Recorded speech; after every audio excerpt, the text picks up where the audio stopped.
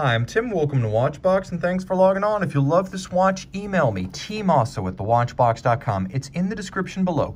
Your purchase and pricing email question line for buying this or any watch you see on any Watchbox platform. Reach out to me directly, tmosso at thewatchbox.com.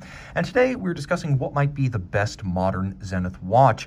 This is the Zenith Chronomaster El Primero, a lovely 38mm stainless steel watch that encompasses everything great about the manufacturer of Lulok: timeless style, a formidable movement, and of course tremendous versatility. The watch is also easy to wear. The 38mm case is 12.7mm thick, and from lug to lug only 46.6mm across the wrist, so a nice compact dimension. It has a 19mm spacing between the lugs, and on my 16cm circumference wrist you'll see it wears quite nicely. Comfortable, flat, flush, with a bracelet that has plenty of expansion on each side. And because this is a watch that wears well on a small wrist, you can see that the bracelet pulls straight down. It doesn't flare out and fight, so it pivots at the point of the lug, which is why the lug-to-lug dimension is the true distance of this watch across the wrist.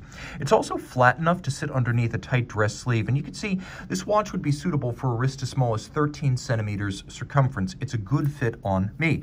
Taking a quick look at the hardware, Zenith bracelets are among the best in the business these days. As you can see, a combination of satin and polish with differential link size and finish. What really strikes me is the way each piece is countersunk into the succeeding link, creating a very tight, very firm and substantial feel.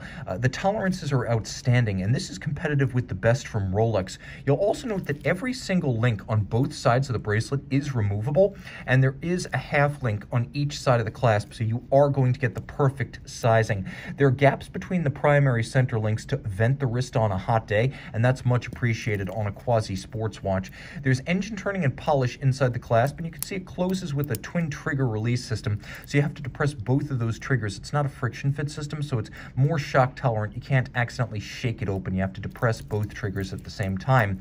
The case band is one of my favorites from Zenith.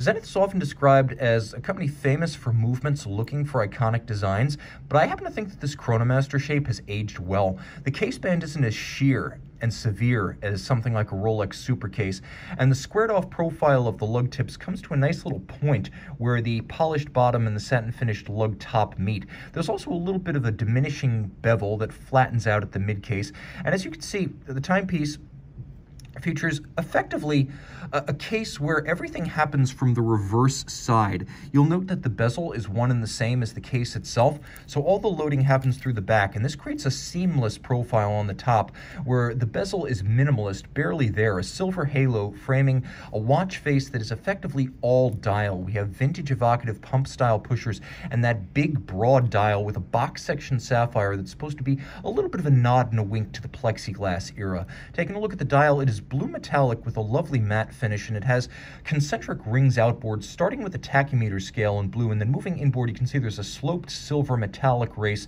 onto which cantilevered individual applique steel rhodium plated indices have been fitted. The center dial features overlapping registers, and unlike some overlapping register Zenith watches, you will see that the minute scale and the hours scale aren't mutually exclusive. One doesn't eat or dominate the other to the point that one scale can't be read. So Zenith has heard complaints about earlier versions of this overlapping register and kept both of them individually discernible as they measure the minutes and the hours respectively. Now, the timepiece is a lovely combination of red, blue, and silver, which is a handsome tritone. You can also see that the constant seconds and minutes registers are actually slightly different in intensity. The minute register is darker, so there's a lot of detail to love right here, right down to the concentric circular guilloche or azurage of the hours register. You'll also note these registers are sunken to add another focal plane to the dial. Turn it all over, you have the El Primero caliber 400. Launched back in 1969 as the first automatic integrated high-beat chronograph, it is the only one of the 3 original automatic chronograph calibers still in production today. You can see 31 joules. It's a bidirectional winder with a 52-hour power reserve. It features a column wheel and lateral clutch chronograph architecture, so it has that crisp traditional column wheel feel, and then the beauty of a lateral clutch. The vertical clutches are more efficient, but they're also ugly. I happen to prefer this. All of this is 100 meters water resistant, and it beats away at the distinctive and famed El Primero cadence of 36,000 vibrations per hour or 10 beats per second, which is why the second hand seems to move in a smoother sweep than a conventional chronograph. You'll also note that the El Primero is a good-looking movement.